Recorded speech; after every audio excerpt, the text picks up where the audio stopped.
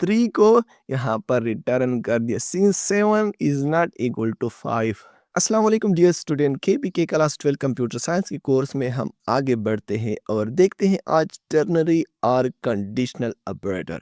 इसके बारे में आज हम बहुत ही डिटेल में पढ़ेंगे कि ये क्या होते हैं और किस तरह काम करते हैं। बहुत ही इंपॉर्टेंट टॉपिक है, सो लास्ट तक देखना मत भूलें। सो आइए यहाँ पर हम स्टार्ट करते हैं। The conditional operator takes 3 operand. जो कंडीशनल ऑपरेटर होते हैं ये 3 तरह के ऑपरेंड्स लेते हैं। यहाँ पर ऑपरेंड्स अगर अभी मैं आपको समझाऊं थोड़ा सा तो प्रोग्राम में भी आपको आगे समझ आ जाएगा।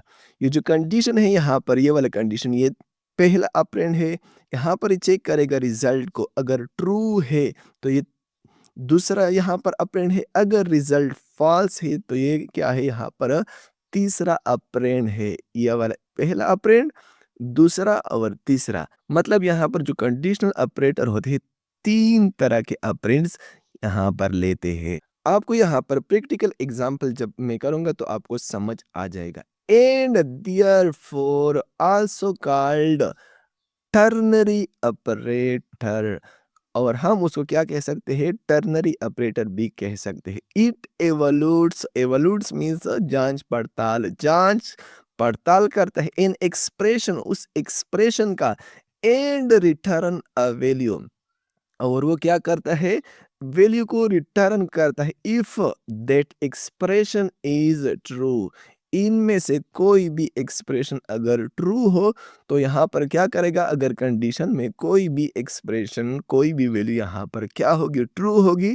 तो फिर क्या करेगा, रिटर्न में वो ही वैल्यू यहाँ पर आपको वो शो करेगा। And a different value if the expression is false, अगर यहाँ पर इस एक्सप्रेशन में, अगर कंडीशन में यहाँ पर वो वैल्यू क्या होगी, फॉल्स होगी, तो फिर यहाँ पर क्या करेगा, रिजल्ट टू यहाँ पर फॉल्स आपको शो करेगा। डोंट वरी, प्रैक्टिकल एग्जांपल में आपको समझ आ जाएगा। तो आगे हम बढ़ते हैं। Her if condition is true, अगर कंडीशन यहाँ पर ट्रू होगी, the expression will return result 1। अगर कंडीशन यहाँ पर क्या होगी, ट्रू होगी, तो रिजल्ट 1 यहाँ पर शो करेगा। And if the condition is false, अगर फॉल्स होगी ये वाली कंडीशन, तो क्या करेगा यहाँ पर, result 2, it will return result 2। तो ये क्या करेगा यहाँ पर, रिजल्ट 2 यहाँ पर शो करेगा। Consider the following line of code demonstrate the use of conditional operator. यहाँ पर भी आपको मैं समझाऊंगा और प्रैक्टिकल एग्जाम्पल भी करूंगा तो आपको समझ आ जाएगा। तो आप यहाँ पर देखें 7 इक्वल टू 5, क्या जो 7 है ये 5 के बराबर है, नहीं है ना। तो आप यहाँ पर देखें रिटर्न क्या करेगा, ये वाली कंडीशन को आप यहाँ पर देखें। ये कंडीशन क्या है, अगर ट्रू है, उसने क्या बताया, तो रिजल्ट 1। अगर कंडीशन क्या है, फॉल्स है, तो क्या करेगा, ये वाला आपको रिटर्न करके देगा। तो कंडीशन को आप यहाँ पर देखें, ये वाला कंडीशन क्या 7 5 के बराबर है, बिल्कुल भी नहीं। क्या करेगा, रिटर्न 3। क्या करेगा, रिटर्न 3 करेगा, since 7 is not equal to 5। जो 7 है ये 5 के बराबर नहीं है। तो यहाँ पर मैं आपको थोड़ा डिटेल में समझाता हूँ। तो अब देखिए 7 इक्वल टू 5, 7 5 के बराबर नहीं। कंडीशन क्या हो गई, कंडीशन यहाँ पर क्या हो गई, फॉल्स हो गई। मैं यहाँ पर एफ लिख देता हूँ आपके लिए। कंडीशन क्या हो गई, फर्स्ट वाली कंडीशन क्या हो गई, फॉल्स हो गई यहाँ पर। तो ये क्वेश्चन मार्क यहाँ पर क्या करता है, इसका काम ये है कि फर्स्ट, ये जो फर्स्ट पॉसिबल रिजल्ट है जो 7 है, फर्स्ट पॉसिबल रिजल्ट को क्या करता है, सेपरेट करता है। जो क्वेश्चन मार्क है, फर्स्ट पॉसिबल रिजल्ट जो 7 है इसको क्या करता है, सेपरेट करता है ये जो दूसरा रिजल्ट है इनसे। मतलब जो फर्स्ट पॉसिबल रिजल्ट है ये तो मतलब हमारे यहाँ फॉल्स आ गया, तो यहाँ पर क्या करेगा, ये वाला जो 4 है इसको क्या करेगा, सेपरेट करेगा, किससे, इस 3 से। तो फिर क्या करेगा, ये तो क्या हो गया, फॉल्स हो गया। हमारे साथ। तो क्या करेगा, तो यहाँ पर क्या करेगा, जो नेक्स्ट वाला रिजल्ट है 3, ये हमारे यहाँ क्या करेगा, प्रिंट करेगा। तो क्या करेगा, रिजल्ट 2 हमारे यहाँ पर प्रिंट करके देगा। तो अब यहाँ पर देखिए, रिटर्न 3 उन्होंने क्या कर दिया, 3 को यहाँ पर रिटर्न कर दिया। Since 7 is not equal to 5, क्योंकि 7 5 के बराबर नहीं है। नेक्स्ट एग्जांपल देखें, 7 इक्वल टू 5 प्लस 2। अब यहाँ पर देखिए, ये कंडीशन क्या है, फॉल्स है या ट्रू है, ये क्या है, ट्रू है। मैं यहाँ पर क्या लिखता हूँ, टी लिख लेता हूँ, क्या है, ट्रू है, क्योंकि 7 इक्वल टू 5 प्लस 2, इनसे भी 7 बनता है और इनसे भी 7 बनता है। इसका काम क्या है, फर्स्ट पॉसिबल रिजल्ट को क्या करता है, सेपरेट करता है। क्या करता है, सेपरेट करता है। ये जो क्वेश्चन मार्क, इसका काम ये है। तो हमारे यहाँ जो फर्स्ट पॉसिबल मतलब रिजल्ट है, तो क्या हो गया, हमारे यहाँ ट्रू हो गया। तो फिर क्या करेगा, रिटर्न 4 करेगा, सिंस 7 इक्वल टू 5 प्लस 2। ये क्या है, तो हमारे यहाँ जो फर्स्ट पॉसिबल कंडीशन है वो क्या हो गया, या रिजल्ट है हमारे यहाँ ट्रू हो गया। तो वो क्या करेगा, 4 रिटर्न करेगा। अगर ट्रू नहीं होगी तो क्या होगा, ये क्वेश्चन मार्क क्या करेगा, सेपरेट करेगा और यहाँ पर 3 हमारे यहाँ क्या करेगा, प्रिंट करेगा। तो आगे यहाँ पर देखिए, 5 ग्रेटर देन 3, क्या 5 बड़ा है 3 से, बड़ा है, बिल्कुल हाँ बड़ा है। तो फिर ये क्या करेगा, जो फर्स्ट पॉसिबल आंसर है वो हमारे यहाँ रिटर्न करेगा, रिटर्न द वैल्यू ऑफ ए। जो ए है हमारे यहाँ रिटर्न करेगा, सिंस 5 इज ग्रेटर देन 3, जो 5 है वो क्या है, ग्रेटर देन ए है। जो फर्स्ट पॉसिबल आंसर ए है वो क्या है, बड़ा है। तो क्या करेगा, वो हमारे लिए रिटर्न करेगा। अगर बड़ा नहीं होगा तो क्वेश्चन मार्क इसको सेपरेट करेगा और बी को क्या करेगा, हमारे लिए प्रिंट करेगा।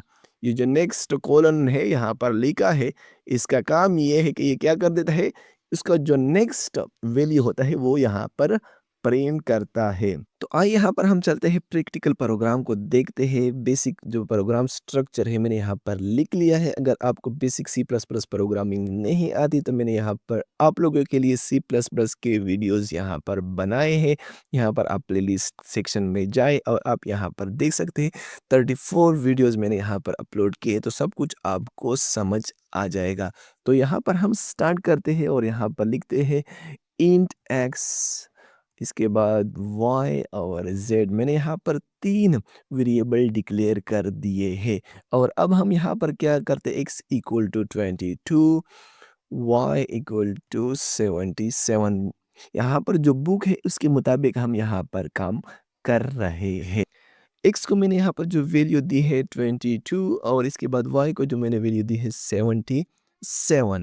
इसके बाद हम यहाँ पर चलते हैं और यहाँ पर मैंने लिखा है using ternary operator to find greater value. तो टर्नरी ऑपरेटर का हम इस्तेमाल करते हैं, तो जो सबसे बड़ी वैल्यू हो उसको हम यहाँ पर प्रिंट आउट करेंगे। तो फिर हम करेंगे z इक्वल टू, जो z वेरिएबल है इसके अंदर हमारा जो रिजल्ट है वो स्टोर होगा, z equal to x greater than y। क्या, जो x है वो y से बड़ा है, x क्या है 22 और y क्या है 77। तो जो हमारा फर्स्ट कंडीशन है क्या है, वो यहाँ पर ट्रू हो रहा है या नहीं। तो आप यहाँ पर सोचिए, क्योंकि मैंने आपको समझाया है तो मैं यहाँ पर क्या करूँगा, क्वेश्चन मार्क लगाऊंगा। इसके बाद क्या करूँगा, x कोलोन y को यहाँ पर मैं करूँगा।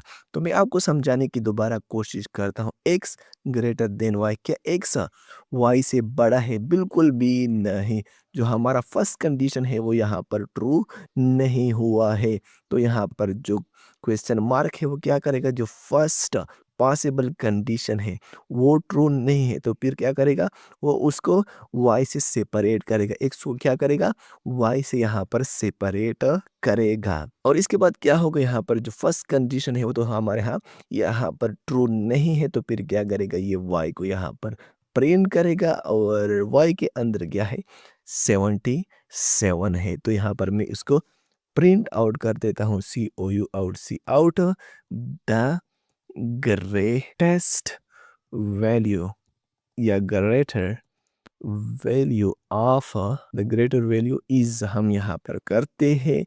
और इसके बाद हम यहाँ पर क्या करते थे, जेड को यहाँ पर क्या करूँगा, मैं प्रिंट आउट करूँगा। अगर यहाँ पर मैं जेड को प्रिंट आउट ना करूँ तो फिर क्या करेगा, यहाँ पर इसकी वैल्यू यहाँ पर शो नहीं होगी। यहाँ पर फिर क्या होगा, ये जो फाइनल वैल्यू है ये यहाँ पर जेड के अंदर स्टोर हो जाएगी और हमारे यहाँ प्रिंट हो जाएगी। तो मैं यहाँ पर प्रिंट करता हूँ, रन करता हूँ तो 77 यहाँ पर हमारे यहाँ क्या होगा, प्रिंट होगा। अगर मैं यहाँ पर ज़ेड को प्रिंट आउट ना करूँ तो फिर आप देखिए यहाँ पर क्या होता है। तो अगर आपको सी प्लस प्लस नहीं आता तो फिर यहाँ पर मैं आपको कहता हूँ कि ये प्लेलिस्ट आप यहाँ पर ज्वाइन करें तो सब कुछ आपको समझ आ जाएगा। तो ये वीडियो आप यहाँ पर देख सकते हो, 77 जो थी यहाँ पर हमारे यहाँ शो नहीं हो गई थी, क्योंकि ये हमारा जो वेरिएबल है हम यहाँ पर उसको ले रहे थे एज अ रिजल्ट। तो फिर यहाँ पर मैं क्या कर देता हूँ, इसको 122 यहाँ पर कर देता हूँ। एक्स ग्रेटर देन वाई, क्या एक्स वाई से बड़ा है, बिल्कुल बड़ा है। तो फिर यहाँ पर क्या करेगा, जो फर्स्ट पॉसिबल आंसर है वो यहाँ पर क्या करेगा, इसको प्रिंट आउट करेगा। तो मैं इसको यहाँ पर रन करता हूँ तो आप देखे 122 यहाँ पर उन्होंने प्रिंट कर दी है। Thank you so much for watching this video.